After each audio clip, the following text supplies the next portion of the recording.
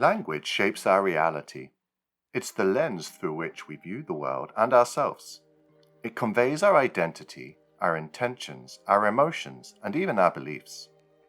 Today we're exploring a fascinating area of sociolinguistics, language and gender. This is an area that explores how language reflects, reinforces, and sometimes challenges gender norms and expectations in society. To dive deeper, let's consider two main questions. First, how does language reveal and reinforce gender roles? And second, how do individuals use language to express and negotiate their gender identities? Throughout this, we'll look at some key theories and examples from various cultures to understand this complex relationship between language and gender. One of the first questions that arises in this field is whether men and women use language differently.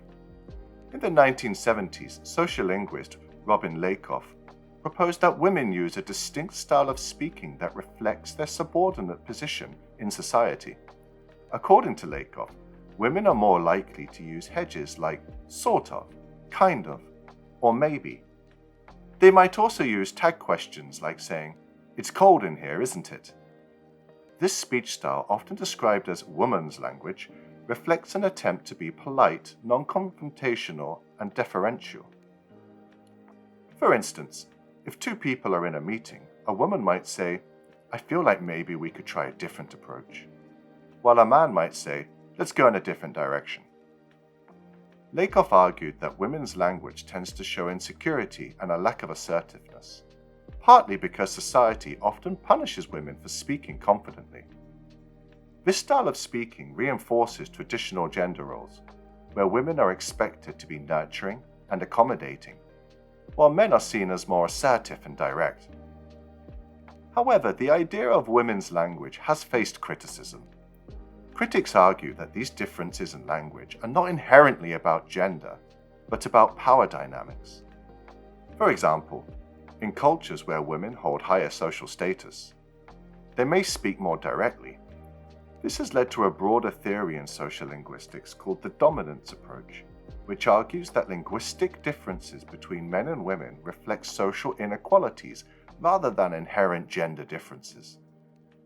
The way language reflects gender roles varies across cultures. In Japanese, for example, there are gendered expressions and even grammatical forms. Women traditionally use more polite language forms and add specific endings like wa at the end of sentences to convey gentleness. Men, on the other hand, use rougher, more assertive language. Consider how Japanese women might say watashi to refer to themselves, a word often associated with politeness and femininity.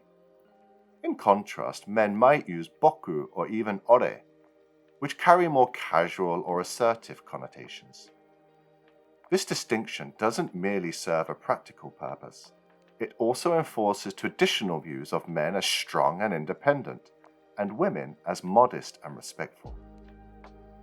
However, as Japanese society evolves, younger generations increasingly challenge these linguistic norms, with some women adopting masculine language forms to reject these traditional gender roles. In another example, in Arabic-speaking countries, differences between men's and women's language are influenced by cultural expectations and social structures. In some dialects, men and women may use different vocabulary to discuss emotions, often due to societal norms about masculinity and femininity.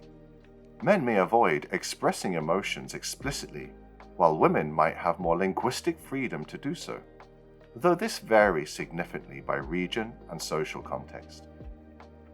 Language not only reflects gender roles but can also reinforce stereotypes. In English, many commonly used phrases and expressions are gendered in ways that reveal underlying biases. For example, consider the words used to describe men and women in leadership roles. A woman might be described as bossy, shrill, or emotional, whereas a man in a similar position might be seen as assertive, confident, or passionate. These word choices may seem subtle, but they carry significant implications. When a woman is labeled bossy for exhibiting the same behavior a man might show, it reinforces the stereotype that women should be accommodating and gentle rather than authoritative. This linguistic bias can contribute to what's known as linguistic sexism, where language reinforces unequal power dynamics between men and women. Another example can be found in the gendered terms we use for professionals. Think about how we often specify female doctor or male nurse, reinforcing the idea that some jobs are meant for one gender over the other. Even terms like fireman and policeman have historically reinforced male dominance in certain professions, though today there's a push to use gender-neutral terms like firefighter and police officer to promote inclusivity. Another key concept in language and gender is pragmatics, or the study of how language is used in context. Research shows that women and men often have different conversational styles, which can be seen as differences in pragmatic strategies. For example, studies indicate that women are more likely to use back-channeling, such as nodding or saying "uh-huh" during conversation to show that they are actively listening. Men, on the other hand, might view these cues as interruptions and may prefer to have fewer interruptions in a conversation. These conversational styles can lead to misunderstandings.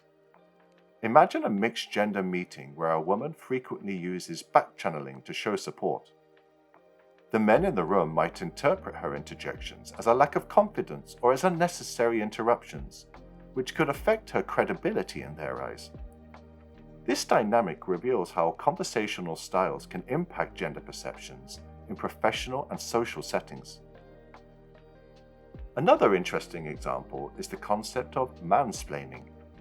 This is when a man explains something to a woman in a condescending or oversimplified way, often assuming she lacks knowledge. Mansplaining has become a popular term to describe a phenomenon that many women experience regularly, especially in fields where men are typically seen as the experts. By labeling this behavior, society is acknowledging and challenging an imbalance in conversational power. In recent years, we've also seen a shift in how people use language to express their gender identities. As awareness of non-binary and gender-fluid identities grows, many individuals are choosing pronouns that best reflect their identity.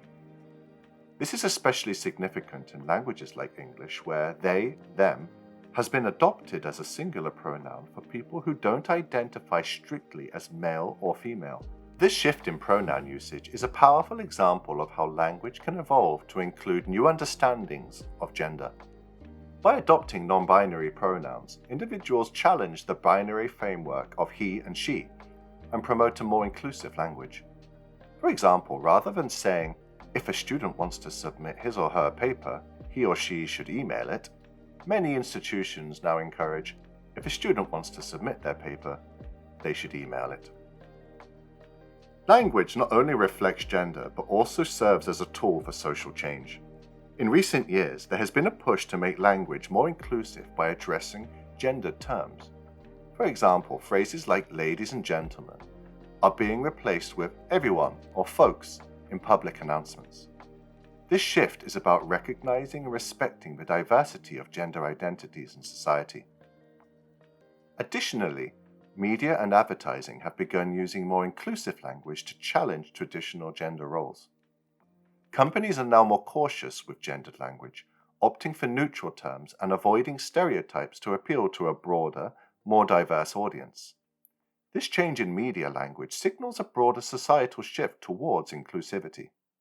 So in conclusion, as society evolves, so does language. By using inclusive language, avoiding stereotypes, and recognizing diverse gender identities, we have the power to make language a force for positive social change.